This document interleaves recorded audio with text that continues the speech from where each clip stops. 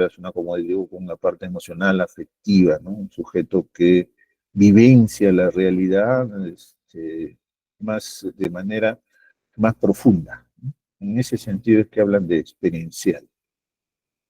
¿Está bien? Gracias, profesor. Sí, muchas gracias.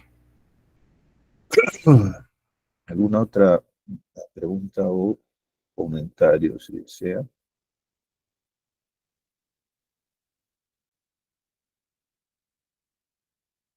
Bien, tenemos entonces la siguiente diapositiva. Esta vez vemos al sujeto excentrado, ¿no? En este caso es un sujeto que es interpretado de acuerdo a la sexta tesis sobre Feuerbach de Marx.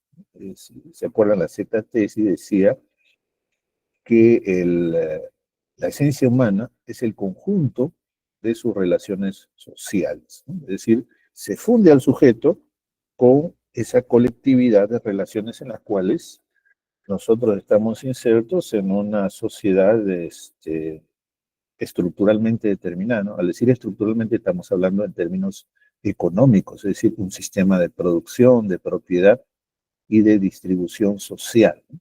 Entonces, de acuerdo a este enfoque, el sujeto tiene que ver con la posición objetiva que ocupa en el marco de su actividad. Por eso prima mucho acá la cuestión ideológica, ¿no? Cómo uno concibe el sistema de clases, ¿no? Entonces, el sujeto no es un sujeto, para ellos, no es un sujeto abstracto, sino es un sujeto ubicado en ese sistema de relaciones, ¿no? Sujeto que sirve a una clase determinada, que tiene un lugar en el sistema de producción, ¿no?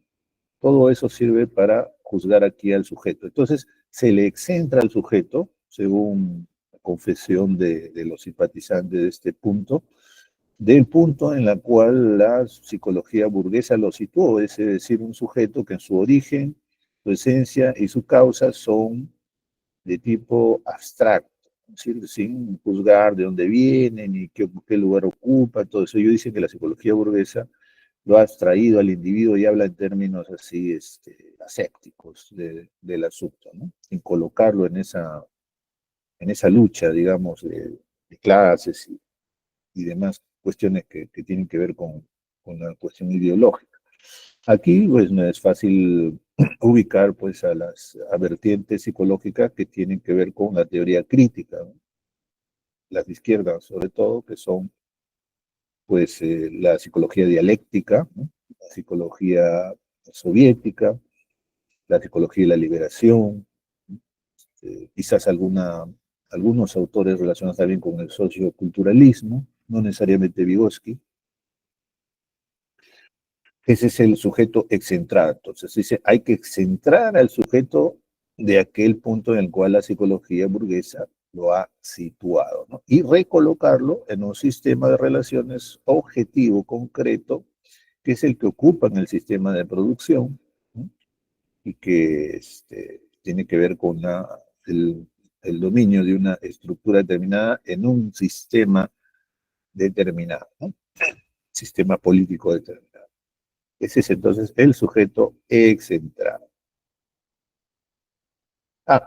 En cuanto a la relación acá sujeto-objeto, ¿cómo sería? Bueno, es una relación en la cual se pretende que como el conjunto, el sujeto es el conjunto de relaciones sociales, eso traducido en la relación con el objeto sería bidireccional.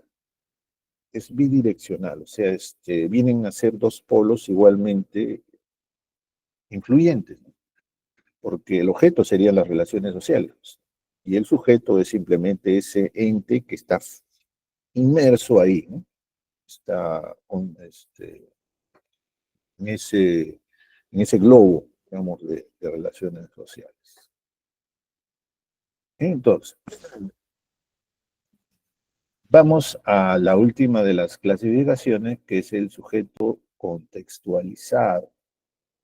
Aquí se entiende que el sujeto no es una entidad interna, ¿no? Le hace pues, algún homúnculo que tenemos adentro, que es el que dirige nuestros actos, ¿no? O plasmado a veces en alguna estructura como cerebro, por ejemplo. Tampoco es un fantasma. porque siempre opera ligado a objetos externos y a eventos contingentes, es decir, a un objeto de manera paritaria, simétrica, bidireccional. Por eso se habla del sujeto como sistema de repertorios. Un repertorio per se, por definición, implica necesariamente una relación con algo. Un repertorio implica siempre respuesta a algo, ¿no? Y estos repertorios son entendidos como sistemas de desempeños aprendidos, ¿no? O sea, no surgidos de adentro, sino aprendidos, que surgen relativamente a disposiciones y a normativas convencionales. Las disposiciones tienen que ver con una historia del sujeto, historia anterior, que lo predispone, pues se llaman disposiciones, que lo predispone a actuar de cierta manera, y a una la normativa convencional tiene que ver con el contexto, las reglas y las contingencias de la comunidad verbal, ¿no? La comunidad verbal es la que gracias a sus a las características que tiene, dota al individuo de los repertorios suficientes para comprender su realidad. Entonces está ubicado siempre en un contexto dado por esa comunidad verbal provee reglas de actuación, que la comunidad verbal son todos el conjunto de creencias convencionales que tiene la gente, ¿no? Todos vemos la moral, por ejemplo, ¿no? Este, lo que dicta la ciencia, lo que dicta la religión, lo que dicta la educación, todo eso está compuesto de una serie de normativas a los cuales obedecemos. Desde lo más complejo hasta lo más simple. Una forma de regla típica es, por ejemplo, los semáforos, ¿no? Verde, rojo, todo eso nos dice algo. Son reglas convencionalmente dispuestas para hacernos entender ciertas cosas. Entonces eso nos hace comprender el mundo, ¿no? Para comprender el mundo también está relacionado con las circunstancias en las cuales nos encontremos, y eso es la contingencia, ¿no? Contingencia está dividida en tres grupos de sucesos. Uno primero es los antecedentes de lo que hacemos, un segundo que son lo que hacemos y un tercero que es la consecuencia de lo que hacemos. Y la contingencia también está afectada tanto por la comunidad verbal que nos da las reglas, ¿no? O sea, lo que se llama antecedentes son las reglas, lo que hacemos está en base a esas reglas y la consecuencia de lo que hacemos de alguna forma también afecta las reglas de lo que hacemos, ¿no? Todo eso entonces conlleva un sistema envolvente, por eso es que se habla de sujeto contextualizado, un contexto envolvente que no solamente involucra la relación bidireccional entre sujeto y objeto, ¿no? Sino que esa relación bidireccional, ¿no?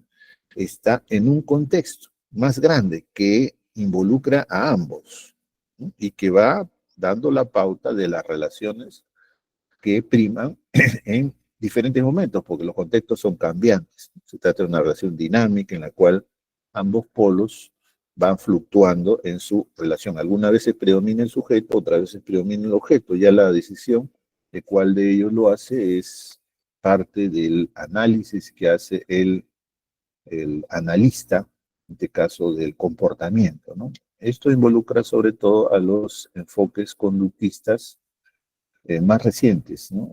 Como por ejemplo el conductismo contextualista, el interconductismo, el conductismo radical es del segundo Skinner.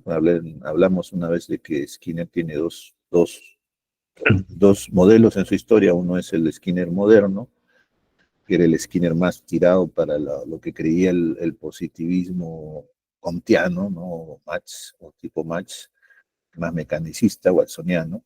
Y tenemos también un segundo Skinner en el cual desde mediados de los años 40 evoluciona y va flexibilizándose, pues se habla del Skinner postmoderno. Entonces también entraría por acá, ¿no? Entonces esta vertiente representaría a los modelos conductuales, sobre todo los de última generación. Bien, entonces ya tenemos los 5 modelos fuertes. Como dije antes, podemos hablar de repente de algún otro por ahí, podría ser, ¿no? Pero no es ya tan tan explícito, ¿no? Estos son los 5 modelos fuertes y vemos ahí la cantidad de enfoques que están inmersos en cada uno de ellos a nivel psicológico, ¿no? Dicho esto, podemos pasar a discutir un problema muy relevante también, el campo de la subjetividad, objetividad. Esta ya es mi opinión personal, ojo, en cuanto a la resolución supuesta de este problema de si hay un sujeto activo y hay un sujeto pasivo, si es posible concebir de esa forma las cosas en términos generales, ¿no?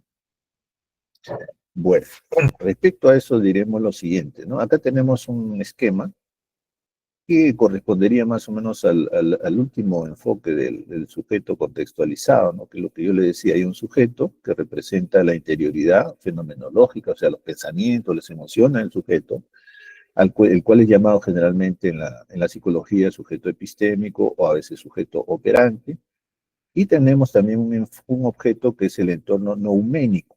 El entorno nouménico, según la clasificación de Kant, es el ambiente o el contexto. Y todo eso está contextualizado por una contingencia, ¿no? Es decir, una situación llena de circunstancias cambiantes, ¿no? Bueno, entonces, en ese contexto, ¿podemos hablar de sujeto activo, pasivo? En principio, yo diría que no, que sí podemos hablar, pero en una cierta, si es que hacemos una especificación, ¿no? En términos filosóficos, yo diría que no, porque son abstracciones que dependen uno de otro. En ese sentido, pues, no puede haber sujeto activo ni pasivo, porque el sujeto en sí mismo y el objeto son interactivos. Es interactivo, o sea, actuamos, simplemente actuamos. Si comprendiéramos que hay un sujeto activo per se, necesariamente estaríamos acudiendo a una explicación extranatural, es decir, de alguien, ¿no? Por mágicas decisiones o divinas decisiones, porque uno puede decir Dios hizo esto, ¿no? Nos ha hecho activos, o sea, nos ha insertado algún tipo de chip especial, ¿no? En nuestra conciencia, que funciona como una especie de individualización independizadora del ambiente, ¿no? Entonces, eso no es, pues, a nivel científico, una cosa así es absurda, ¿no? Entonces, lo que hablamos es simplemente un sujeto que interactúa, ¿no? Era sobre el ambiente, se desarrolla, ¿no? Y aprende lo que tiene que hacer. Entonces, no es ni activo ni pasivo, es simplemente interactivo. Entonces, ¿de dónde viene esta distinción entre activo y pasivo? Pues bien, viene de las valoraciones que hacemos. Las valoraciones sociales que hacemos determinan si es que vemos un sujeto como activo o como pasivo. O sea, es el observador. Si yo veo a uno de ustedes, por ejemplo, ¿no? Ir a comprar un sándwich al kiosco de Roy, ¿no? Por ejemplo, sándwich con todas las cremas, ponen ahí el pollito, la ensalada y sus cremas, su papita frita, todo eso. Bueno, entonces puedo interpretarlo de diferentes maneras, ¿no? Puedo decir, bueno, esta persona ha ido porque tiene hambre, ¿no? Es mi interpretación como observador, porque en cuyo caso estamos hablando de un predominio del objeto, porque el sujeto está respondiendo a una necesidad, o sea, es reactivo. Sería un sujeto pasivo, ¿no? Responde a una necesidad simplemente. Pero otra interpretación puede ser, ¿no? Él ha ido ahí porque ha querido, ¿cierto? Ir a comprarse una golosina que a él le gusta, ¿no? Que es Entonces, no ha sido el hambre propiamente lo que ha determinado, sino su deseo de probar, ¿no? Algo diferente puede ser, o simplemente algo que antes ha probado y que le ha gustado, ¿no? Entonces ahí estaríamos hablando más de un sujeto activo, que decide, ¿no? Ir a comprar eso, porque quiere, ¿no? Si nosotros vemos, por ejemplo, una mamá con un niño que entra a una bodega y le dice, ¿qué quiere? ¿Chocolate o galletas? ¿No? Entonces le da a escoger al niño una de las dos, ¿no? Y el niño puede escoger, pues, cualquiera de las dos, ¿no es cierto? Pongamos que escoge galletas. Entonces la interpretación puede ser, bueno, si hablamos de sujeto activo, como siempre, diremos, él ha decidido comprarse galletas porque Es su decisión, ha querido hacerlo, ¿no? Ha querido hacerlo por diferentes razones. Porque ha visto que son más bonitas la etiqueta, ¿no? O porque, bueno, antes las aprobó, le gusta más. Pero otra interpretación también podría ser, bueno, aquí ha elegido las galletas esta vez, ¿no? Porque antes ya tiene una historia en la cual ha estado escogiendo constantemente chocolate y hasta harto el chocolate. No se quiere probar algo nuevo, ¿por qué? Porque ya no le provoca pues el chocolate. Entonces lo está haciendo en respuesta a una necesidad también, ¿no? Entonces puedo decir, ya, entonces se trata de un niño que está actuando pasivamente, ¿no? Entonces, como vemos, en cualquier acto humano puede haber esas valoraciones, ¿no? Yo una vez puse un meme de Skinner respondiendo a una objeción que le hacía un crítico, que decía, a ver, ¿cómo explicas esta pregunta que te hago? Eh, eh,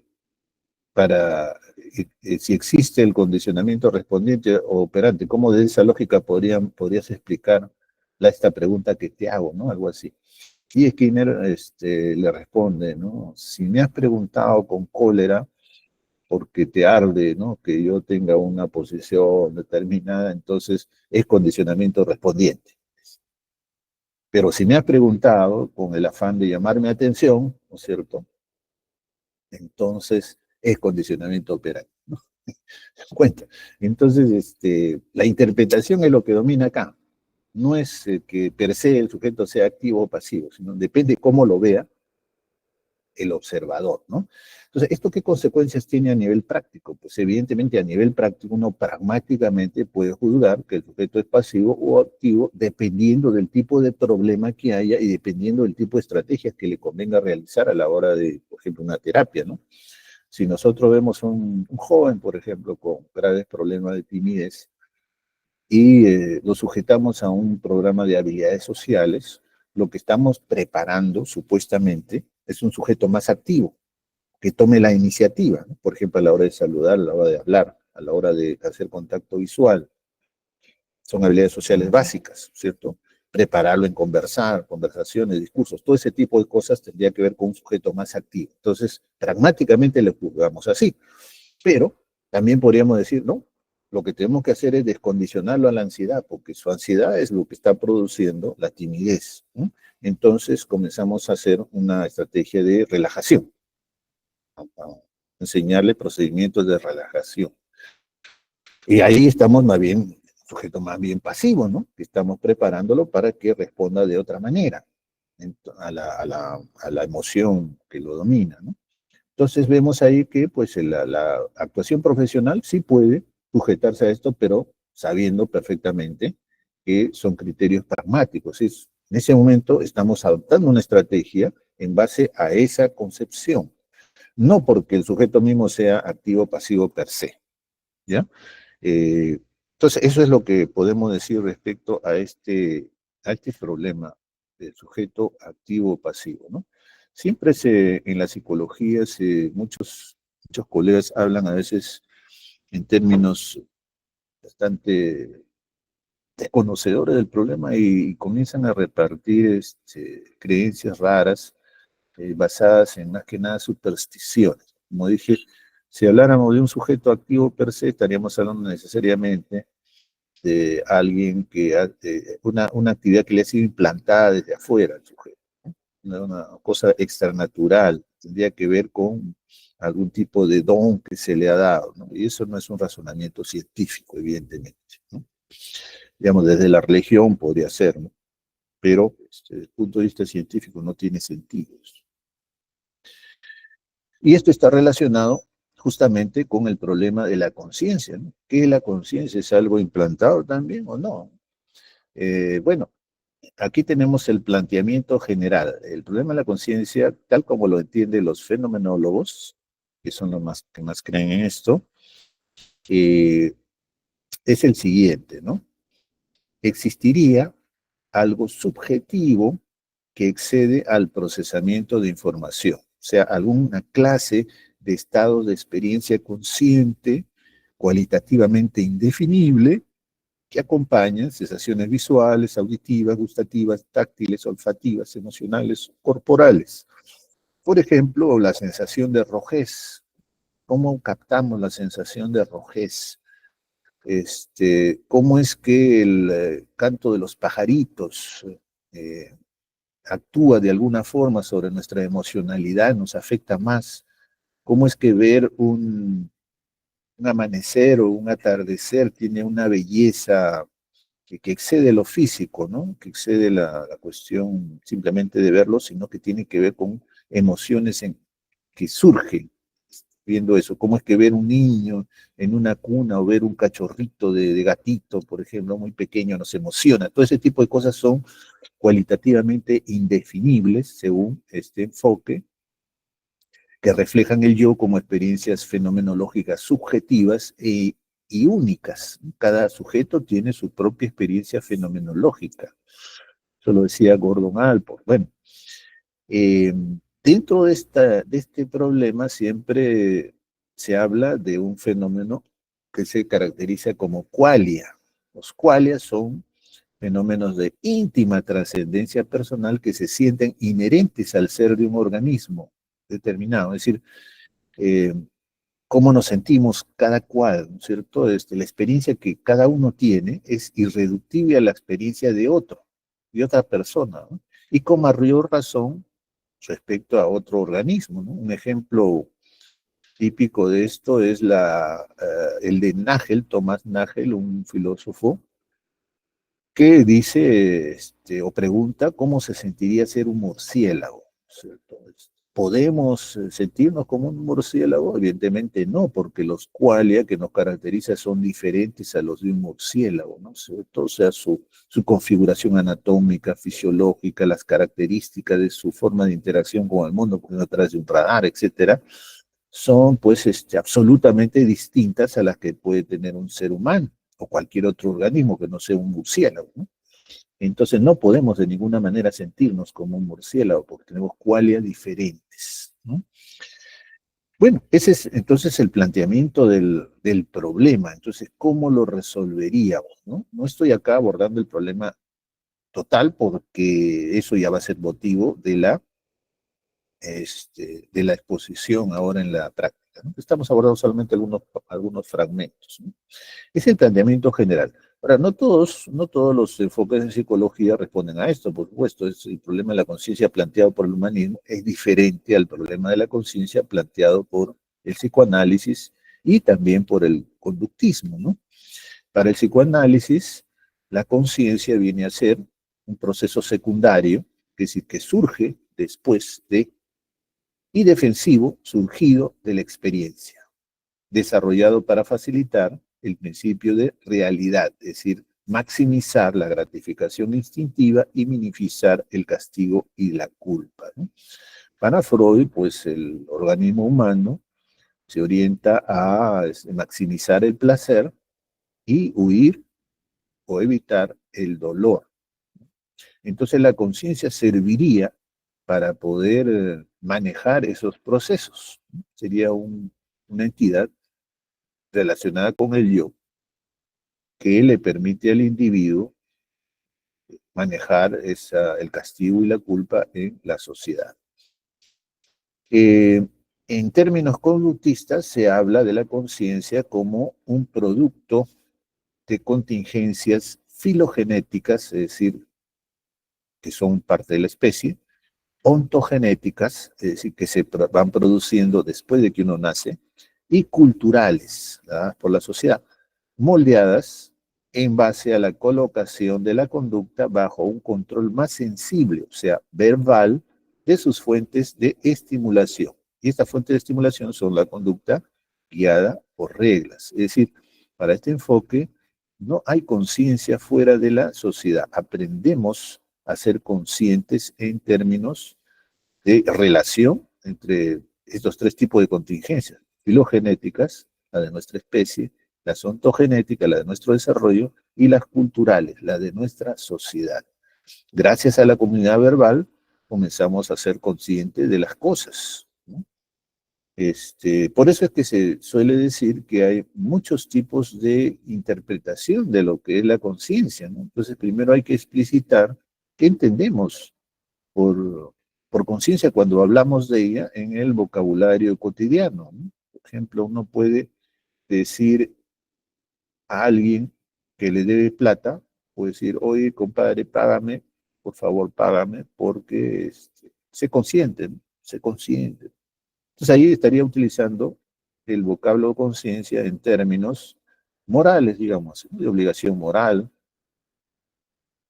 Después podemos decir, o preguntarle a alguien, ¿no? ¿En qué lugar estás parado? ¿Quién eres? ¿No? Y él nos puede decir algo, y ahí podemos hablar de conciencia en términos de conocimiento del entorno o de sí mismo, ¿cierto? Podemos hablar de eso. Y si hablamos de conciencia en otro sentido, podemos decir también que uno es consciente cuando uno está despierto y está inconsciente cuando está dormido. Ahí estamos hablando de un tercer significado de conciencia. Y sí, así podemos seguir hablando de muchos significados de conciencia, ¿no? Entonces, bueno, desde ese punto de vista la conciencia no es un problema, ¿no? Pero queda por resolver el problema de los qualia, ¿no es cierto? En ese contexto de hablar de la conciencia como un comportamiento consciente, ¿qué son los qualia? Entonces, ¿cómo resolver ese asunto, no?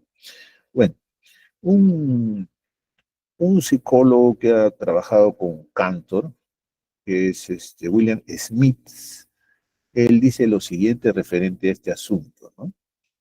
Él dice, para resolver el problema de los qualia simplemente hay que leer a Aristóteles.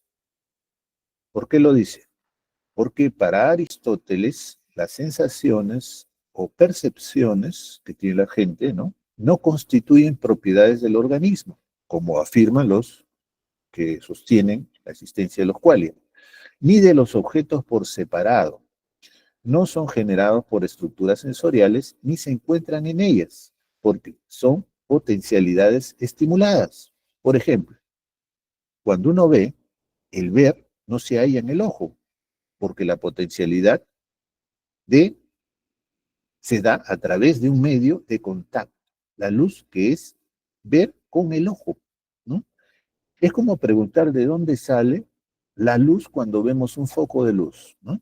Uno dice, ¿la luz sale del foco? ¿Realmente la luz sale del foco? Evidentemente no. La luz es un producto de una serie de condiciones que producen la luz, ¿no? Y que sale por el foco. ¿No es así? Es igual que el ojo. El ojo, entonces, no produce el ver. El ojo ve en relación con una circunstancia determinada, ¿no? Es un sujeto contextualizado, ¿no? Eh, el fósforo, por ejemplo, ¿cómo se enciende, no? Se enciende y produce fuego, ¿no? Pero uno dice, ¿el fuego está en el fósforo? ¿Mm? Evidentemente no, tampoco, ¿no? El fuego no surgió del fósforo. Se produce de la interacción del fósforo con un material especial que está en la caja de fósforo, ¿no? Que es la cuya fricción produce, en base a ciertas propiedades físicas del ambiente, produce el encendido del fósforo, ¿no?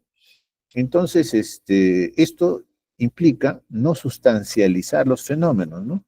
Cuando nosotros decimos los cuales son inherentes a un organismo, estamos obviando que ese organismo no ha producido los cuales, sino que son las características de su fisiología o su anatomía las que interactuando con determinado ambiente, temperatura y otras propiedades físicas, ¿no? Ecológicas, todo eso es lo que va produciendo lo que se llama qualia. Es más, en el caso humano, hablar de los qualia es muy aventurado y exagerado. ¿Por qué? Porque todas las sensaciones de que nosotros hablamos, por ejemplo, un dolor de estómago, un dolor de cabeza, ¿no? Son sensaciones, ¿no? Todas esas sensaciones se han aprendido a nivel social. Si yo he aprendido a hablar de mi dolor de estómago en base a la enseñanza que me han dado los adultos. Y cuando tenía cierta sensación, decía, tienes un dolor de estómago. Y de esa manera voy internalizando las cosas, ¿no? Entonces, esto lleva a la conclusión de que la naturaleza de los eventos internos se liga a descripciones sociales que permiten a las personas responder a dichos eventos como si fueran eventos internos. ¿Ya? ¿Se acuerdan el video de Wittgenstein que yo les presentaba, ¿no es cierto? Hay un momento en que Wittgenstein habla a los alumnos y a los profesores, ahí está. Y uno de los alumnos se tira al mismo una cachetada y él dice, profesor Wittgenstein, usted no conoce este dolor. Ahí evidentemente está haciendo alusión a esto que estamos hablando, o sea, su qualia, el dolor a partir de un golpe que él mismo se da. ¿Y qué le responde Wittgenstein? Cuando tienes esa relación, no mires a tu interior, sino mira, ¿cierto?, el contexto de cómo la gente lo caracteriza, ¿no?, en función a la convencionalidad. Es la forma de vida la que determina las reacciones que las personas tienen, ¿no? Es decir, eso que decimos, pues, de la interacción del sujeto con una serie de propiedades que forman parte de la situación y de el contexto físico donde se encuentra. ¿Ya? Entonces, no busquemos los qualia como propiedades inherentes únicamente a los organismos, sino como formas de interacción que tiene el sujeto con su realidad, ¿no? Con su realidad y la forma de concebirla. ¿Ya? En este sentido es dudoso, pues, que en el caso del ser humano haya muchos qualia. ¿Por qué? Porque todos los seres humanos estamos educados a etiquetar nuestros sentimientos, nuestras emociones, nuestros actos de una manera convencional, es decir, consensuada. Se nos enseña que las cosas deben ser de cierto modo. Entonces todos lo concebimos igual, si no, no podríamos entendernos, ¿no? Entonces, en ese sentido, pues es poco relevante hablar de cuál en el sentido humano, al menos esa es la postura que estamos resumiendo aquí en este PPT. ¿Tienen alguna pregunta, algún comentario sobre lo que estamos diciendo? Son problemas filosóficos muy complejos.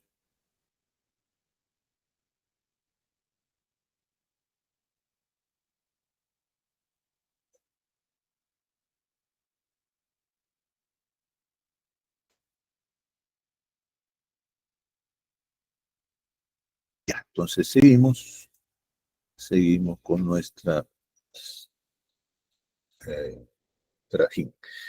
Eh, Otro problema, ya hemos visto el problema sujeto-objeto, ¿no es cierto? Un segundo problema fue la conciencia.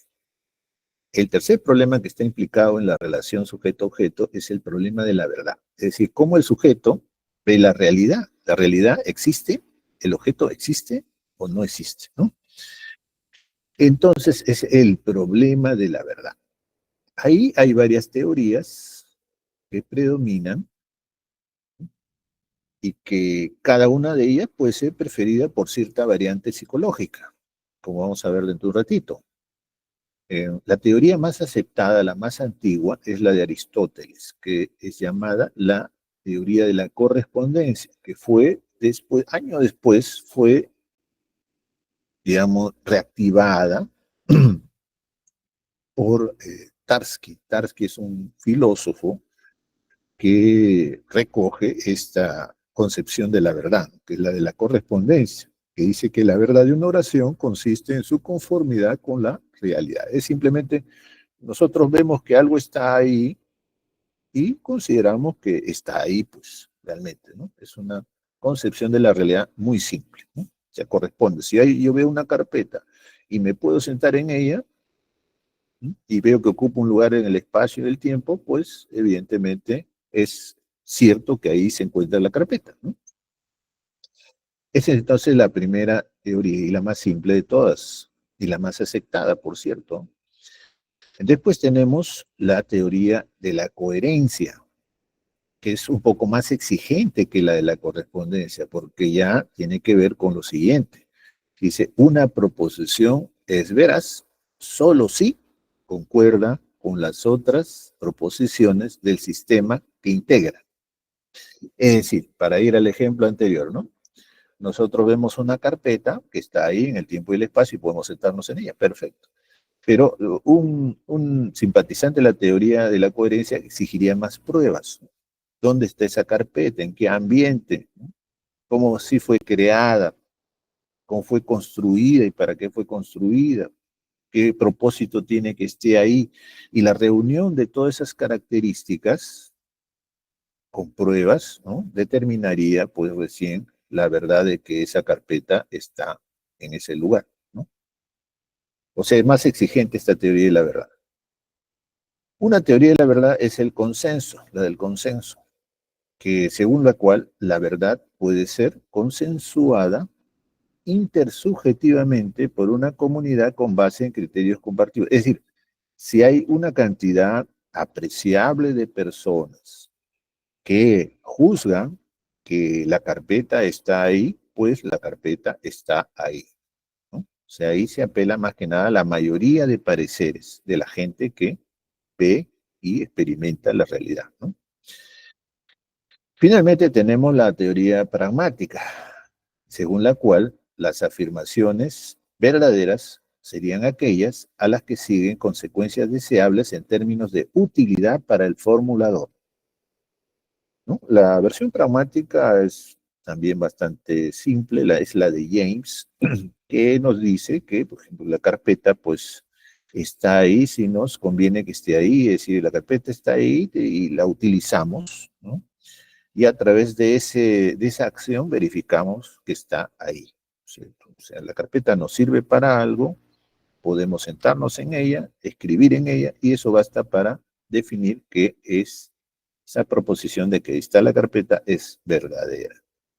Estas cuatro teorías no son las únicas, hay algunas más que son francamente ilegibles. Yo las he tratado de dar la vuelta, pero he encontrado mayores datos. No sé, cuando uno consulta los diccionarios filosóficos y otros libros que hablen de esto, pues francamente no hay explicaciones satisfactorias a mi modo de ver, y sería muy complejo dedicarnos a darle vueltas a eso, ¿no? Entonces he escogido las cuatro que tienen, no solo las más populares, sino además las que son más legibles y más entendibles para efectos de discutir este problema de la verdad, ¿no? Entonces, visto esto, podríamos hacer una especie de revisión de las teorías, ¿no? Que opinan ellos de la verdad en relación con esos cuatro criterios, ¿no? Teníamos cuatro grandes paradigmas, recuerdan ustedes, en psicología, ¿no? El constructivismo y la teoría crítica, por un lado, que representan la respuesta subjetivista a la verdad, y el positivismo y el pospositivismo, por otro lado, que representan la respuesta objetivista a la realidad. Muy bien, en el caso del constructivismo, se dice que el observador y lo observado se fusionan, ¿no?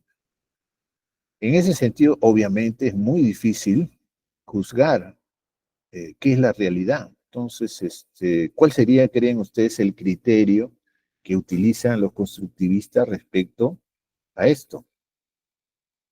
¿A cuál de ellas creen que acudirían más un constructivista?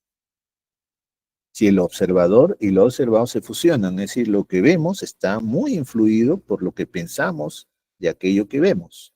¿Cuál sería nuestra solución al problema de la verdad? ¿Qué sería la verdad para un constructivista? ¿Consenso? Estaría cerca, ¿no? El consenso evidentemente puede ser una versión interesante ahí, ¿no?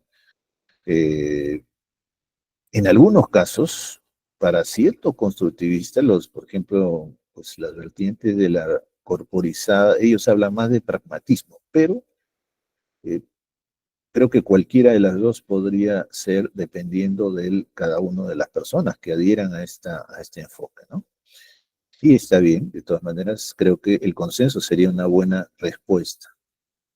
Luego tenemos, en cuanto a la teoría crítica, que ellos juzgan que los valores del observador median también su apreciación de las cosas, es decir, el punto de vista ideológico. Recuerda que en la teoría crítica predomina mucho la cuestión de la posición que uno ocupa en sistema social y todo eso, cómo sería ahí. Los valores del observador son los que dan lugar a eso.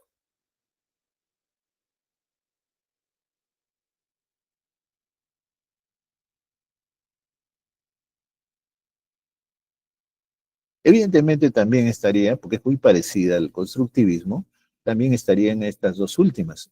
Tanto la del consenso como la pragmática podría dar lugar a una posición de preferencia en el campo de la teoría crítica. Respecto a las otras dos posturas, tenemos el positivismo y el pospositivismo, ¿no? En el caso del positivismo, hay un realismo sin filtros y se puede separar perfectamente lo subjetivo de lo objetivo. Entonces, hay una realidad afuera y la vemos como es y podemos trabajar sobre ella. ¿Cuál creen que sería la teoría que se impone acá? ¿Correspondencia tal vez? Así es, ¿no? Estaría más en la teoría de la correspondencia, la teoría más simple, y es efectivamente la que pues juzgaría cualquier positivista en relación con lo que hace, ¿no? Es decir, la realidad pues está ahí, ¿no es cierto? Puedo verla, puedo tocarla, puedo leerla perfectamente, entonces puedo investigarla de la manera más adecuada, ¿no? Y finalmente tenemos el pospositivismo, ¿no?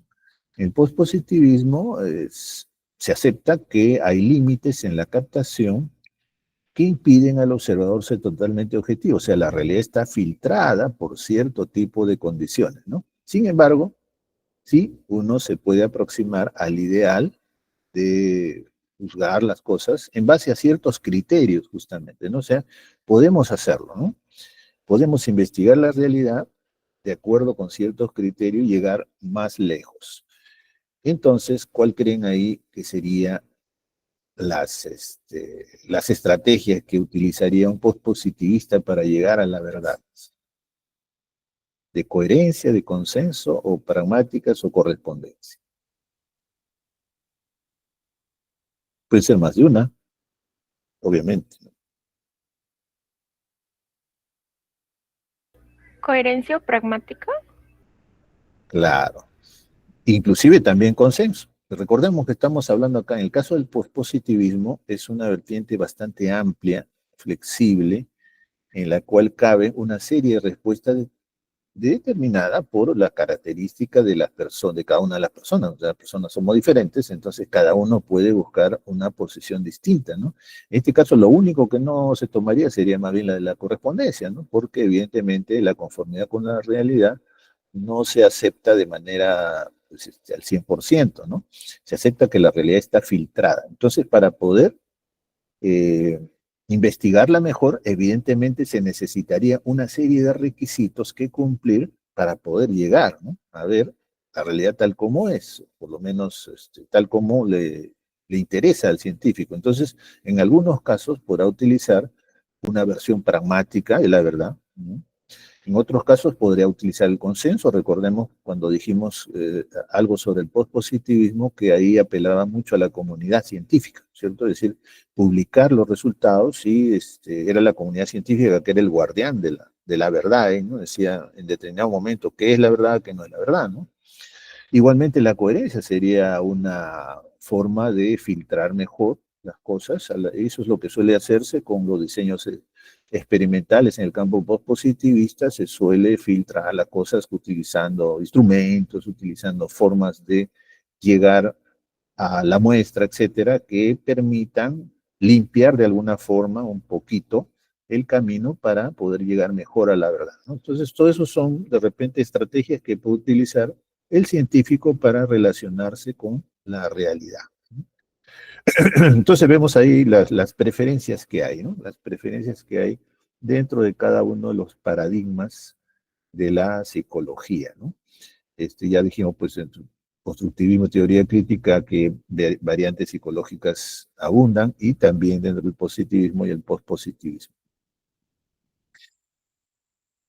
Otro problema importantísimo dentro de la relación sujeto-objeto es el problema de la libertad, ¿no? En esa relación hemos hablado ya de agente plasmador, ¿no? Evidentemente, si consideramos que hay un agente plasmador, estamos hablando de un sujeto que tiende a ser libre. Entonces, por eso es que está planteado el problema de la libertad. ¿Qué es la libertad? Eso es lo primero que hay que ver, ¿no? según la concepción clásica del libre albedrío, y todo esto lo sacamos por si acaso del diccionario APA, de psicología, diccionario conciso APA, el libre albedrío es una concepción según la cual los individuos pueden elegir actuar independientemente de los eventos y condiciones antecedentes. O sea, no tenemos un condicionamiento por parte del objeto, ¿cierto? El sujeto es libre de actuar porque es libre, tiene esa posibilidad. Él puede elegir, él puede actuar de la manera que quiera sin ningún tipo de impedimento.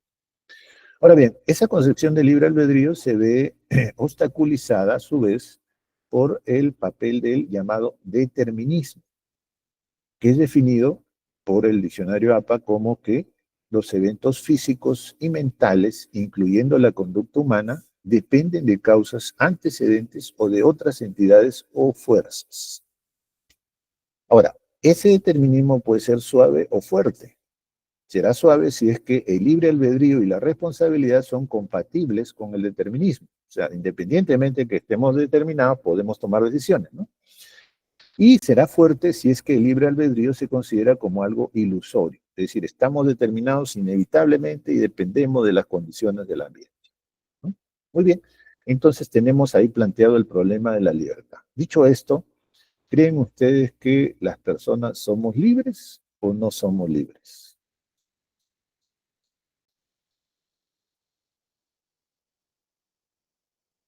Es un problema muy interesante y hay vertientes de la psicología que dicen que no somos libres. Y hay otra vertiente que dicen que sí, nacemos libres. ¿Qué creen ustedes?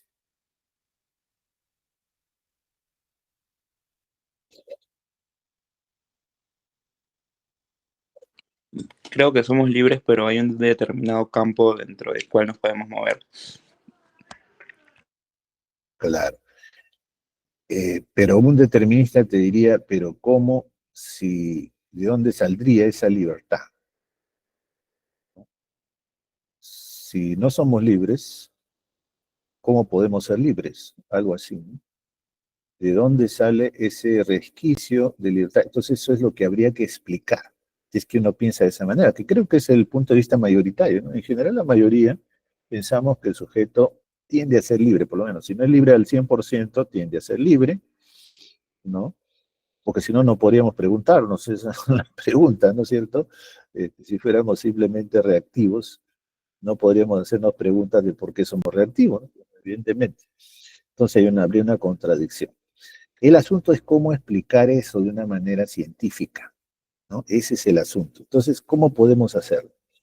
Y aquí viene la respuesta posible, justamente, a la siguiente inquisición, ¿no? Hay contradicción entre libertad, intencionalidad y determinismo científico.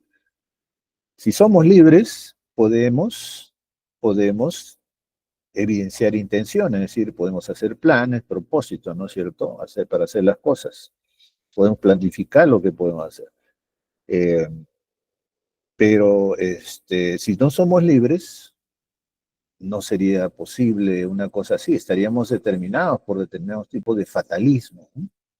Es como en esa película Lawrence de Arabia, donde a Lawrence de Arabia le decía, todo está determinado, todo está determinado, porque Alá ya lo ha dispuesto, ¿no? Entonces hay generalmente creencias a veces religiosas o a veces científicas que inciden en esta imposibilidad de ser libre. Bueno, para empezar, para la ciencia, nada es espontáneo ni causado sobrenaturalmente. Entonces, partiendo de ahí, podríamos decir, entonces no, pues no podemos ser libres, ¿no? Pero no es así. Hay una salida, ¿no? Podríamos decir lo siguiente. El hombre aprende a ser lo que es en base a una historia personal, de eso no hay duda. Aprendemos a ser lo que somos en base a una historia, a nuestro aprendizaje, si no nos mandarían al colegio, ¿no? Es decir, si los padres de nosotros creyeran que en nosotros está ya pues la moralidad, la conciencia y todo eso adentro, entonces ¿para qué nos mandan al colegio, no? No tendría sentido. Nos educamos en una sociedad, aprendemos sus normas y nos movemos en un rango de acción en base a eso, ¿no? Entonces, somos producto de una historia personal. Muy bien, hasta ahí tenemos un punto de vista netamente, pues, determinista, ¿no? Pero, si juzgamos que el individuo no es un ser, pues, que simplemente responda de manera inerte, sino que participa en esa relación sujeto-objeto, ¿no? Recordemos, la relación sujeto-objeto es bidireccional. El sujeto participa tanto como el objeto. O sea, no es solo que esté al influjo del objeto, el sujeto va aprendiendo, va cambiando, y en base a esos cambios va modificándose su relación con el objeto, sobre todo en la medida que crecemos, a medida que somos más adultos, adquirimos una serie de comportamientos que nos permiten interactuar mejor, ¿no?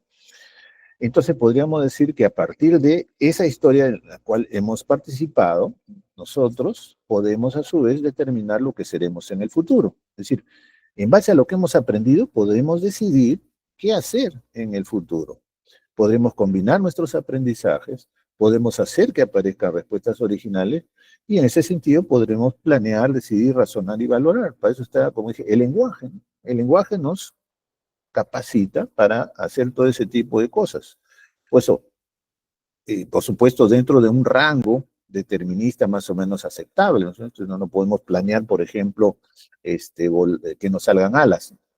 Y podemos decidir en determinado momento volar como un pajarito, porque no estamos capacitados para eso, ¿no? O sea, hay ciertos condicionamientos que nos restringen el rango de decisiones que podemos tomar, pero sí podemos hacerlo de manera restringida porque poseemos lenguaje. Gracias al lenguaje tenemos la posibilidad de hablar de pasado, presente y futuro, y en base a eso formular planes, ¿cierto? Y nosotros mismos hacer las acciones correspondientes para poder culminar en esos planes, ¿no? O sea, yo quiero viajar a tal lugar, ¿no?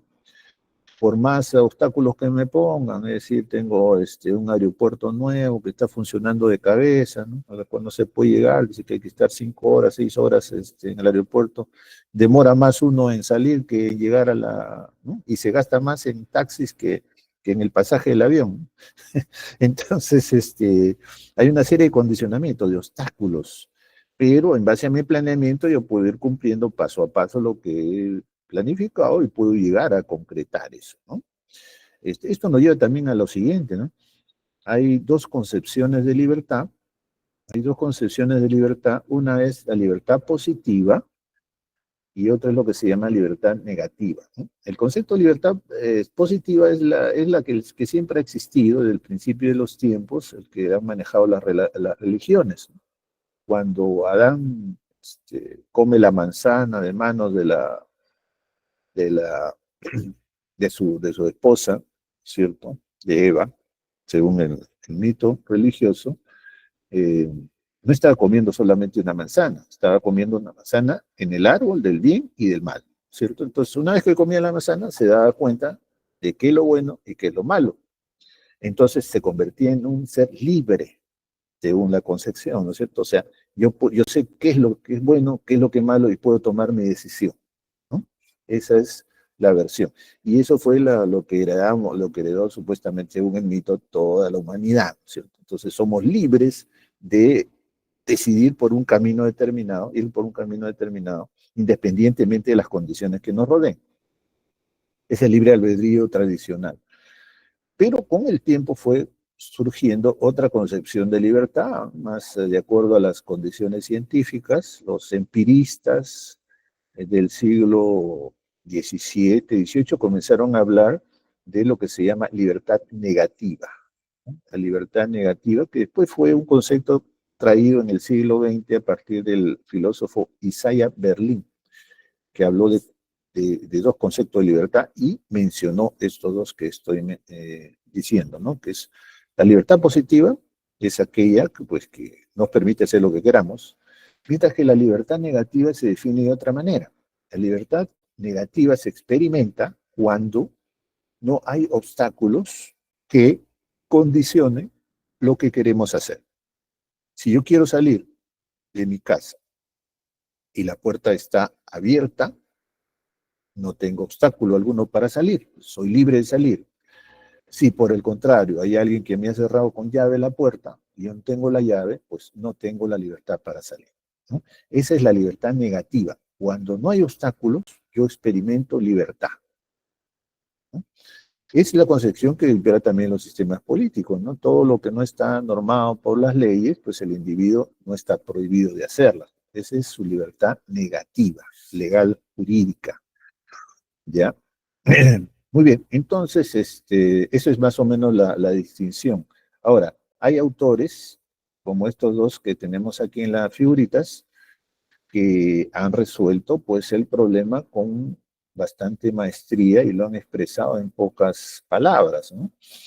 Referente a la contradicción entre determinismo y libertad, uno de ellos es Vygotsky, que en uno de sus libros, que en realidad no fue un libro escrito orgánicamente por él, sino que es una reunión de sus papeles y de sus textos, ¿no? Que lo han hecho después, dice lo siguiente: para descubrir las fuentes del acto libre y activo, hay que salir de los límites del organismo y ello no en la esfera íntima del espíritu, sino en las formas objetivas de la vida social.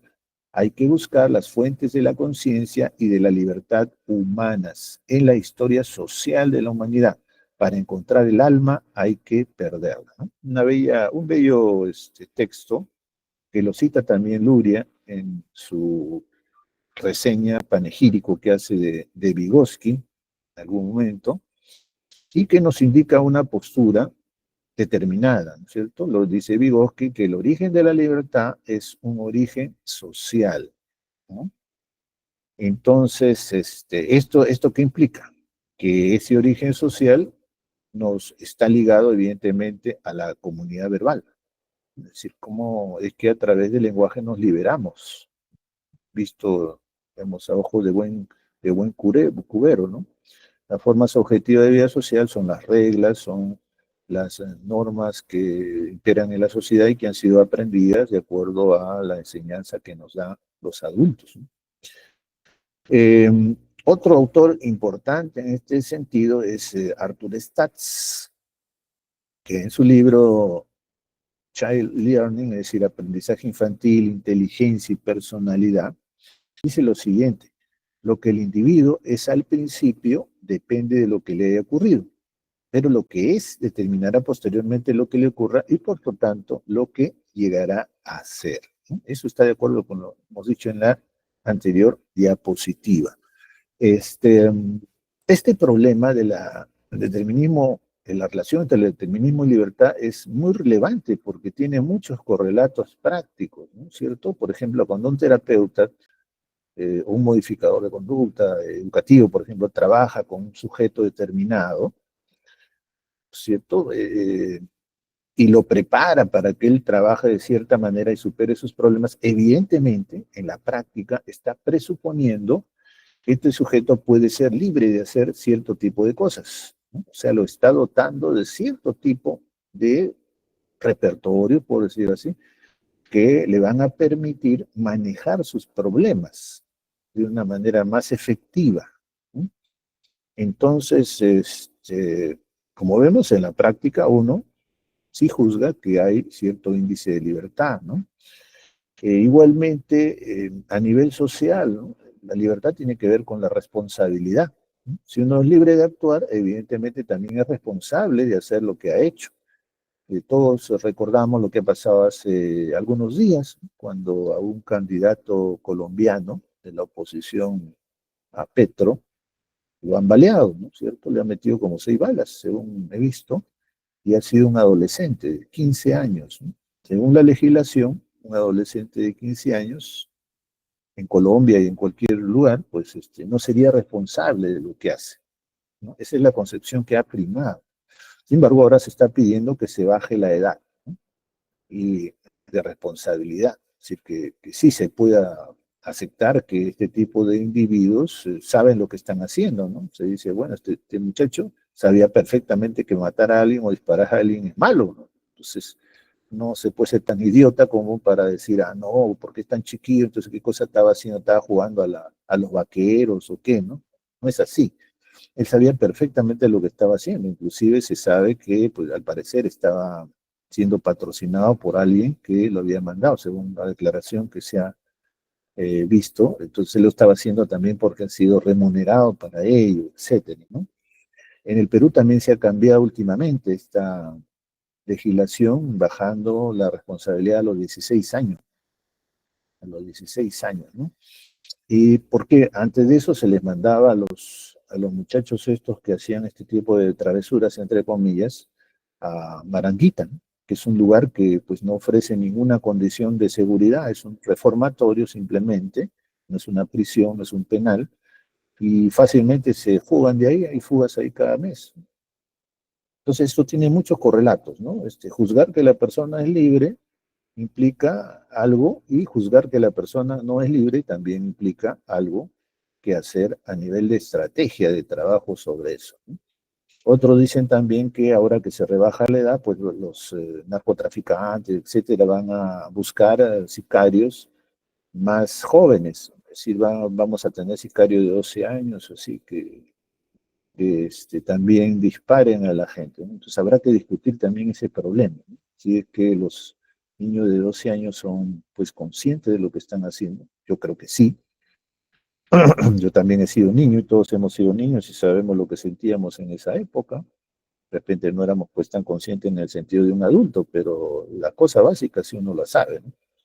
Entonces, hasta cierto punto podría considerarse entonces que hay responsabilidad en eso, ¿no? Igualmente también el campo social, ¿no? Las personas que a veces son pobres eh, hacen protestas o basándose una determinada visión de las cosas, ¿no? Dice, estamos en un sistema de opresores y oprimidos, y yo pertenezco al campo de los oprimidos, y como pertenezco al campo de los oprimidos, a mí se me han negado todas las posibilidades de progresar, por eso soy pobre, y por lo tanto tengo derecho a, pues, fin, a quejarme del sistema no solamente con simplemente protestas verbales, sino puedo, pues, tirar piedras, puedo destruir propiedad privada y pública, etcétera, ¿no? Eh, Ahí también habría que ver cómo son las cosas, ¿no? Somos como en la canción de Janet, ¿se han visto la canción de Janet? Han escuchado, ¿no? Dice, yo soy rebelde porque el mundo me ha hecho así, porque nadie me ha tratado con amor, porque nadie me ha querido nunca oír, ¿no? Es así en todos los casos, tendría probablemente cada caso que verse de manera analítica en función a ciertas características. De hecho, ya eso se hace, la ley está especificada para tratar cada caso efectivamente de acuerdo a una serie de eh, lo que se llama atenuantes por un lado y por lo otro lo que se llama agravantes, ¿no? El asunto es qué criterios se están usando ahora, ¿no? Habría que ver qué criterios se hacen y de esa manera es que juzgar. Pero en buena cuenta, esos son los correlatos justamente de esta discusión, que como vemos no es simplemente filosófica, sino que como otras discusiones también en este campo, pues afecta la práctica de la gente, ¿no? Hasta la más simple. Eh, una, un texto de Stats en otro librito, se llama Aprendizaje, Lenguaje y Cognición, me gusta bastante, que dice esto, ¿no? Es posible sugerir una teoría del aprendizaje que sea estrictamente determinista en términos de los principios de aprendizaje, pero que al mismo tiempo admita que las conductas propias del individuo, especialmente en las conductas verbales, actúan como eventos determinantes de otras acciones que realiza.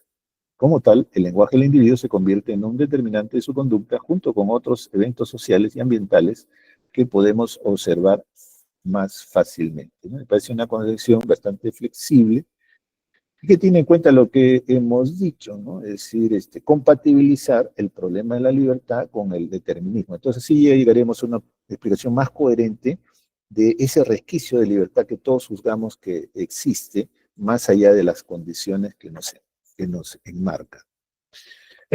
Estaba viendo la hora por si acaso. Eh, Referente a este problema de la libertad, hay un debate muy interesante entre Rogers y Skinner. Es un debate que realmente se realizó con ambos presentes en una mesa redonda, en el cual se habló del problema del control. Ustedes saben que Skinner tiene una idea acerca de la sociedad. Él dice, hay que aplicar los principios de modificación de conducta, ¿no? Lo cual implica controlar a los individuos para que ellos puedan, según la versión de Skinner, para que ellos puedan manejarse más productivamente, más cooperativamente, en buena cuenta, hacer una sociedad mejor, según la idea de Skinner. Entonces habían planificadores de la sociedad, ¿no? Que son los modificadores de conducta, según la idea de Skinner, que suplantarían a los políticos. Skinner tiene una pésima idea del político, en un momento dado, en uno de sus libros, que se llama Registro Acumulativo, hay un artículo de él donde habla de esto, y pues echa pestes, ¿no? Habla peste de los políticos democráticos y todo eso. Él dice que perfectamente un experto en control de la conducta humana podría hacer mucho mejores cosas, ¿no? En este sentido es, en mi opinión, demasiado optimista, porque los expertos también son humanos, también están sujetos a apetencias humanas. Un contradictor de esta visión es Carl Rogers, el referente principal del humanismo junto con Maslow y creador de la terapia no directiva, que sabe, ¿no? Bueno, Rogers en esa mesa se enfrenta a Skinner y cuestiona esto que hemos dicho, ¿no? Y cuestiona empezando con una serie de preguntas. Dice lo siguiente, ¿no? ¿A quién se va a controlar? Para empezar, ¿no es cierto? En otras palabras, ¿a qué estamento de la sociedad, ¿no es cierto? Porque la sociedad no es una sola, hay varios estamentos, hay clases diferentes, socioeconómicas, todo eso. Bueno, ese primero. ¿A quién se va a controlar? ¿Quién controlará? O sea, ¿quién lo hará? ¿Quién está capacitado para decidir cómo los demás debemos comportarnos, ¿no? Porque cualquier control implica necesariamente un sistema de valores, ¿no? Alguien tiene que decir, bueno, a mí me parece bien esto, esto, esto, y por lo tanto, quiero que los demás hagan esto, esto y esto, ¿no? Algo así. Igualmente, ¿qué tipo de control se ejercerá? ¿Con qué fin? Persiguiendo qué clase de valores. Entonces él indica que hay una subestimación por parte de Skinner del problema del poder y de los individuos o grupos que lo ejercen. Entonces hay una serie de inquietudes que son plenamente valederas, ¿no? Por parte de Rogers referente a cualquier intento de controlar la sociedad desde ciertos puntos de vista, ¿no? Porque es muy peligroso. Entonces, ¿qué le responde Skinner?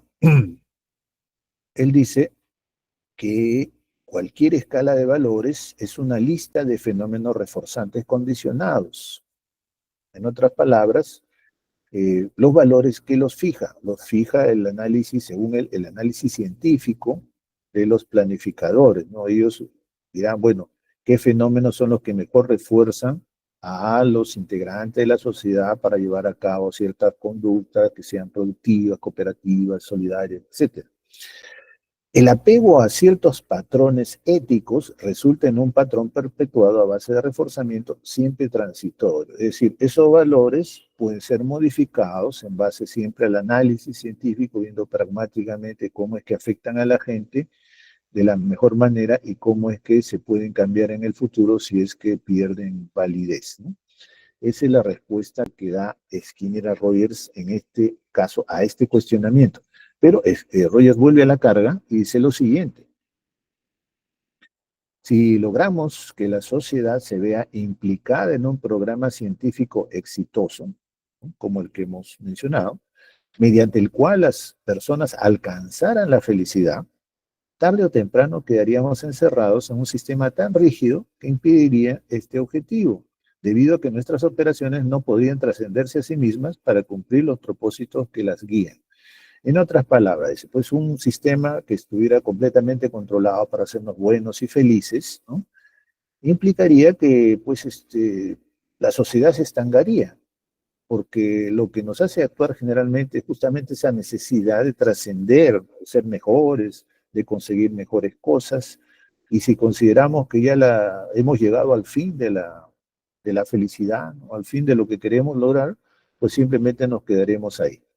Eso es lo que dice Rogers, lo cual contradeciría el esquema de humanidad que tiene Rogers. Entonces, el ser humano es una entidad que pretende constantemente perfeccionarse a sí misma, ¿no? Y eso es parte de su autorrealización. En caso de Skinner, dice lo siguiente: las metas que propongo no tienen un carácter último. Me resisto a cualquier uso tiránico que sirva a propósitos inmediatos y egoístas. Pero si valoramos adecuadamente los logros y objetivos de la democracia, no debemos negarlos a que se aplique la ciencia al diseño y construcción de patrones culturales. El miedo al control hace que se pase por alto que en la sociedad existente ya somos controlados, ¿no? En otras palabras, pues Skinner dice que ya estamos controlados efectivamente, pero que el control a que estamos sometidos nos hace malos, no es bueno. El control a que estamos sometidos es frecuentemente en base al azar, en base a la apetencia de ciertos personajes, y eso nos hace ver una ilusión, ¿no? La ilusión de que no estamos controlados y más bien tenemos miedo al control. Y ese miedo al control impide que las metas adecuadas para el logro y objetivo de la democracia se cumplan, ¿no? Entonces él dice, como estamos mal, más mal no podemos estar, hagamos que la ciencia se encargue del diseño de nuestras sociedades y de esa manera, pues, probemos algo diferente, ¿no? Eso es más o menos el punto de vista que expresaría aquí Skinner. Y por último, sigue con el debate del asunto, y Rogers ya le dice directamente a Skinner que no se necesita un control externo para hallar clientes psicoterapéuticos que se abran a sus experiencias y se autodirijan creativa y armoniosamente, ¿no? Porque el ser humano vive de acuerdo a un proceso de autorrealización. Estas palabras no se necesita, ¿no? Simplemente la gente es como es y tendemos a ser mejores por cuestiones genéticas de especie, ¿no? De alguna forma, Rogers afirma eso, porque no solamente se refiere a los clientes, sino a toda clase de personas, ¿no? Entonces, Skinner le responde, Rogers considera al hombre como un proceso de llegar a ser ¿qué? O sea, él cuestiona el tipo de concepción que presenta Rogers porque dice que no está completa, ¿no? Él dice, bueno, el ser humano tiende a autorrealizarse, pero ¿cuál es el fin de eso? No va más allá, Rogers, ¿no? Dice, busca la autorrealización, pero ¿para qué? Entonces, señala que lo control interno no es más que un objetivo externo. ¿Por qué? Porque el control interno al que se refiere Rogers a la hora que hace sus trabajos, ¿no?, con clientes, al final funciona en base a una estrategia terapéutica que ya lo ha afectado, ¿no? Entonces, un objetivo externo. Por otro lado, ¿qué pruebas, dice Skinner, existen de que un cliente llegue a autodirigirse? Debemos renunciar al control para que esto se produzca espontáneamente. Ese es entonces el punto de vista de Skinner y Rogers, ¿no? Como ustedes verán, son dos posturas irreductibles, uno a favor del control científico, otro a favor de una libertad, diríamos, trascendental o fenomenológica, y sobre todo cuestionamiento a quién y cómo haría ese tipo de estrategia de control. Yo personalmente, aunque me simpatiza más Skinner como persona, pues, pues yo acá estoy más de acuerdo con Rogers, porque pues la experiencia enseña, ¿no? A través de la historia lo que hemos visto es que la mayoría de intentos de tratar de mejorar, entre comillas, la sociedad a partir de un objetivo de planificación por parte de algún grupo que se erige como los expertos, ¿no?, en vivir, ¿no?, y le digan a los demás cómo vivir, pues siempre ha fracasado, y eso no quiere decir que sea diferente con personas que fungen de científicos, ¿no? Porque el que funge de científico, como he dicho, sigue siendo un ser humano, está sujeto a virtudes y está sujeto a defectos, ¿no? Entonces, por más que él fije cierta escala de valores supuestamente organizada en función a un análisis de los reforzadores que funciona, pues no quiere decir que va a hacerlo así al 100%, ¿no? Como si fuera una máquina, sino que siempre va a estar filtrado por las cuestiones ideológicas y teóricas que tenga y la concepción que tenga de ser humano.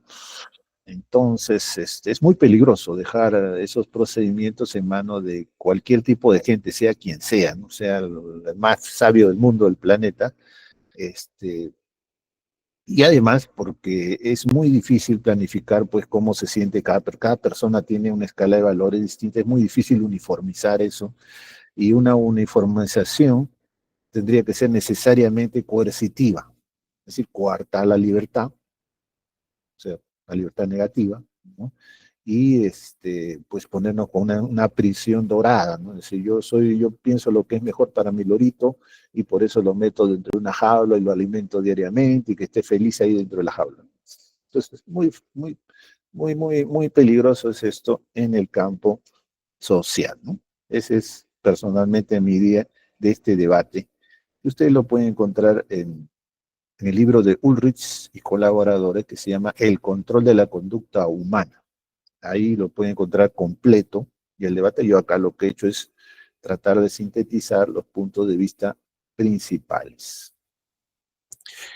Bueno, dado que estamos por avanzar todavía, tenemos que seguir adelante. La dimensión atomista holista es la segunda, ¿no? Ya terminamos con la dimensión sujeto-objeto, donde vimos los problemas principales, papel del sujeto, el papel de la verdad, el papel de la conciencia, el papel de la libertad. Ahora vamos a ver la dimensión atomista holista, que conlleva otro tipo de debates. Y como en el primer caso, también tenemos que saber de qué estamos hablando, así que vamos a citar acá un texto de Bunge y Ardila en Filosofía y la Psicología que dice lo siguiente: el enfoque atomista se apoya en una ontología atomista de acuerdo con la cual el mundo es un agregado de unidades de distinto tipo, y una nociología reduccionista de acuerdo con la cual el conocimiento de la composición de un todo es condición necesaria y suficiente para el conocimiento del todo. En cuanto al enfoque holista, este se apoya en una ontología holista según la cual el mundo es un todo orgánico que puede descomponerse en grandes todos parciales que ya no son susceptibles de descomposición. Esta ontología viene acompañada de una nociología intuicionista según la cual estos todos últimos deben ser aceptados y recogidos tal como son, no analizados e indebidamente manipulados. Entonces son dos visiones también contrapuestas. El atomismo tiende a la fragmentación de las cosas, ¿no? Las partes. Y el holismo tiende al todo, a unir las partes en un todo más bien. Ahora, pasemos entonces a cómo ha sido el atomismo en psicología y también el holismo en psicología, ¿no? El atomismo en psicología está representado por toda clase de metodología de investigación experimental, es lo que ha predominado siempre, ¿no? La investigación experimental, cuasi experimental, relacional, etcétera, están moldeadas de acuerdo con presupuestos atomistas. ¿De qué manera? De acuerdo a esta escala que vemos aquí, ¿no? Siempre se comienza por delimitar el fenómeno primero, luego se descompone el fenómeno en unidades analíticas, ¿no? Se seleccionan luego las unidades o componentes de interés dentro de esas unidades analíticas, se analiza la función de las unidades o componentes, cómo funcionan, ¿no? Y el análisis de las características organizativas del mecanismo. Es decir, una vez que sabemos la función de cada una de las unidades, podemos ubicarlas como si fuera un rompecabezas para volver a juntarlas, ¿no? Luego se describe cómo que se produce el fenómeno a partir de esa relación funcional y organizativa, y finalmente se integra la explicación del mecanismo en una visión más amplia, ¿no? Es como decir, bueno, un motor de carro, ¿cómo funciona, no? Primero descomponemos el motor, vemos cada una de sus piezas, ¿no? Luego las juntamos, vemos cómo funciona en conjunto, y eso lo integramos en la explicación de por qué se mueve el auto. La versión más acabada del atomismo en psicología es la de Hume, la que expresa Hume en Principio de Conducta. Él dice lo siguiente: la presente aproximación, se refiere a la suya, por supuesto, ¿no? No pretende negar la realidad molar de los actos intencionales, no pretende negar que las cosas puedan constituir un todo. de la inteligencia, de la intuición, de la representación de fines o de objetivos o de inventos o de evaluaciones. Por el contrario, se insiste aquí en lo genuino de esa forma de conducta. Espero demostrar, sin embargo, ahí viene su atomismo, en último término, la validez de tales conceptos deduciéndolos como principios secundarios de principios más elementales y primarios. Una vez hecha la derivación, no solo los comprenderemos mejor, sino que seremos capaces de usarlos con una efectividad más precisa. Es decir, la inteligencia, la intuición, todos los constructos psicológicos, según Hume, existen como todos, sí, pero se necesita explicarlos en base a sus mecanismos moleculares, ¿no? Como el motor. Es decir, ¿qué tipo de respuestas están insertas en la inteligencia, ¿no? Entonces, juntamos todo eso luego y recién hablamos de la inteligencia, una vez que hemos esclarecido todos los mecanismos que la componen, ¿no? Ese es el punto de vista principal, entonces, atomista. Eso van ellos. En cuanto al holismo, este es más bien representado por las variantes gestálticas, ¿no? Gestálticas, humanistas, etcétera, donde el todo es el que da organización a las partes, ¿no? ¿Se acuerdan del experimento que hace Kohler con monos, ¿no? Pues cuelga unos platanitos en el techo y se pone a ver cómo actúan los monos. Después de meditar, entre comillas, según el razonamiento de Kohler, pueden meditar unos momentos. Uno de los chimpancés se le prende el foquito, que se llama insight, ¿no? Y dice, bueno, para alcanzar estos plátanos lo que tengo que hacer es acumular una caja sobre otra y de esa manera voy a estar más cerca de los plátanos, lo voy a poder arrancar con facilidad. Y eso es lo que hace, ¿no? Eso le hace decir, pues, a los gestálticos que los individuos no aprendemos respuestas aisladas, sino relaciones entre ellas a partir de una repentina integración. O sea, el individuo comprende la situación en total y de acuerdo a eso es que actúa, ¿no? Ese es el insight, ¿no? La repentina integración, la iluminación.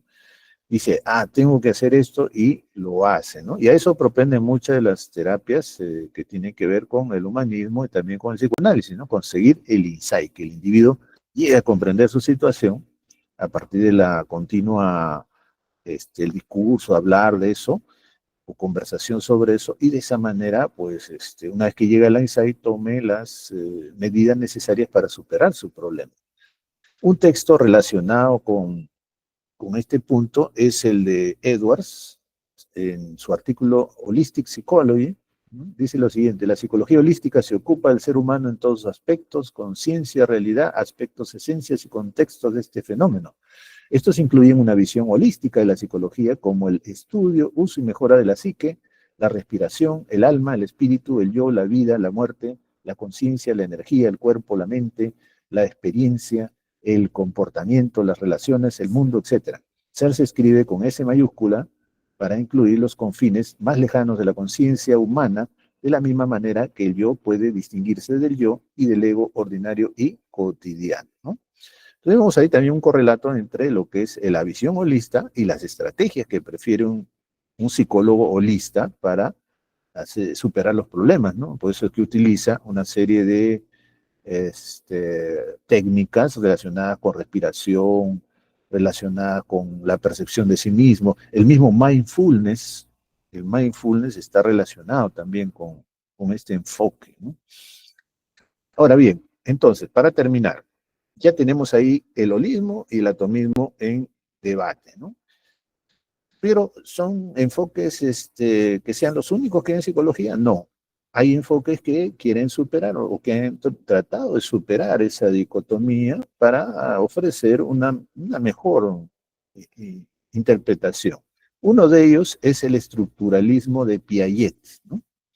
Piaget, en uno de sus textos que ponemos ahí en la bibliografía, compara el atomismo y holismo como metodologías enfrentadas, efectivamente, pero él dice que el estructuralismo supera a ambos porque los integra y a través de eso pueden sacarse conclusiones mejores, ¿no? Él dice, el estructuralismo subordina los elementos, es decir, el atomismo, a las relaciones que los engloban, es decir, el holismo, concibiendo el todo como producto de la composición de esas interacciones formadoras, ¿no?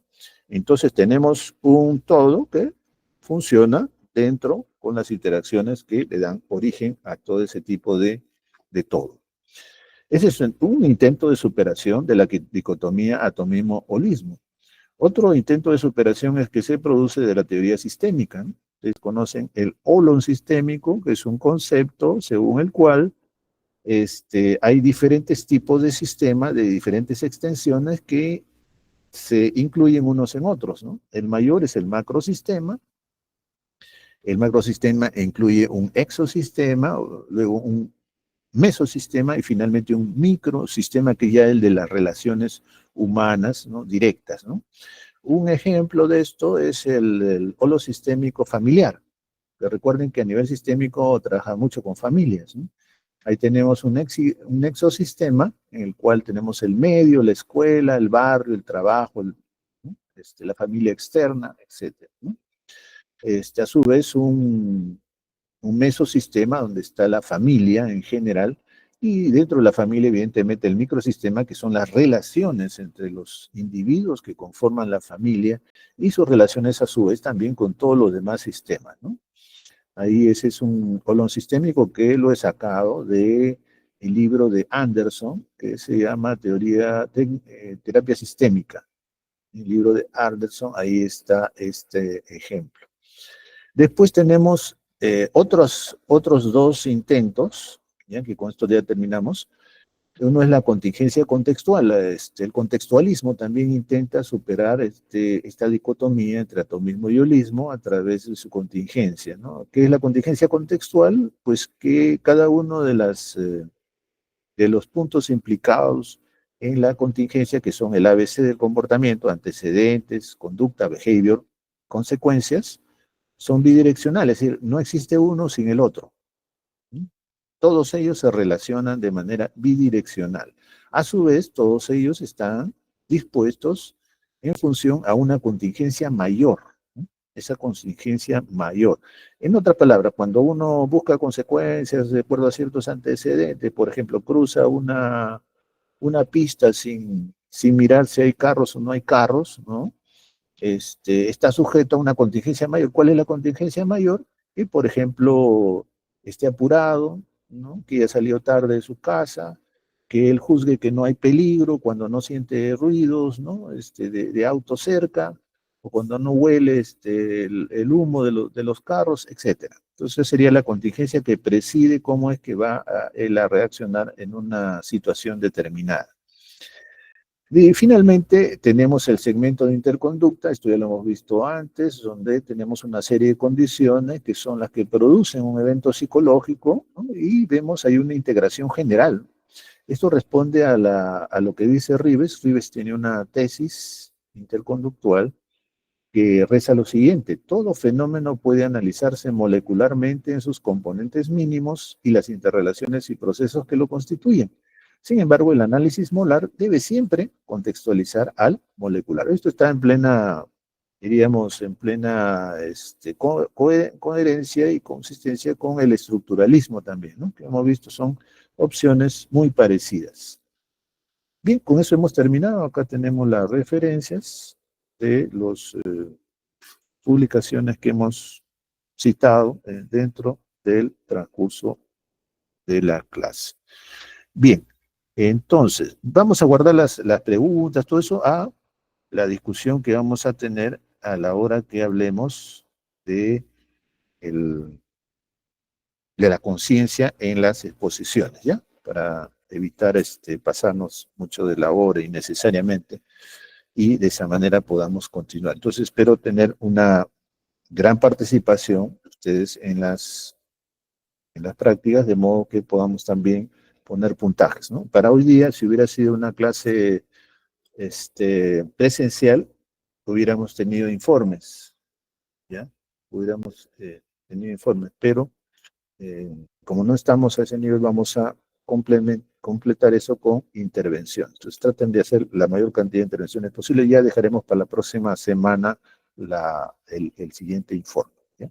Bien, entonces eso es lo que tenemos que decir ahora en el horario de teoría y nos quedaremos con el primer grupo de práctica, ¿ya? Para la exposición respectiva. ¿Ok? Bien, entonces ahí quedamos, ¿ya? Voy saliendo aquí. Y ponemos a esperar que entre el primer grupo de práctica. Ahí me pregunta Pablo, ¿qué pasó, profesor? Bueno, lo siguiente, como lo dije, bueno, habrá mucha gente que ha llegado después de lo que dije.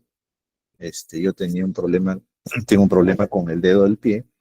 Uno de los dedos del pie está hinchado y esta inflamación está colindando con el otro dedo, que es el dedo pequeño, y la uña del dedo pequeño se está insertando en la inflamación del dedo colindante. Entonces me hinca, ¿no? Como si tuviera un alfiler ahí constantemente puesto, y eso mantiene la inflamación. Entonces caminar o poner el pie en cierta posición es el influjo perfecto para que hinque ahí, entonces se mantiene esa inflamación. Entonces el médico al cual ya he ido me ha dicho que primero que no trate de no caminar, que trate de no ponerme zapatos, ya estoy sin zapatos, ¿no? Me pongo una crema, me unto una crema y es desinflamante, y a su vez que tome una pastilla desinflamante. Y eso por espacio de 10 días. Por eso he pedido permiso al departamento para hacer clase virtual hoy día y el lunes. ¿Ya? Entonces, por eso es que estoy en este plan. Bien, entonces, como dije, quedamos con los integrantes del primer grupo para la respectiva práctica, primera práctica de hoy. Ahí nos mantenemos.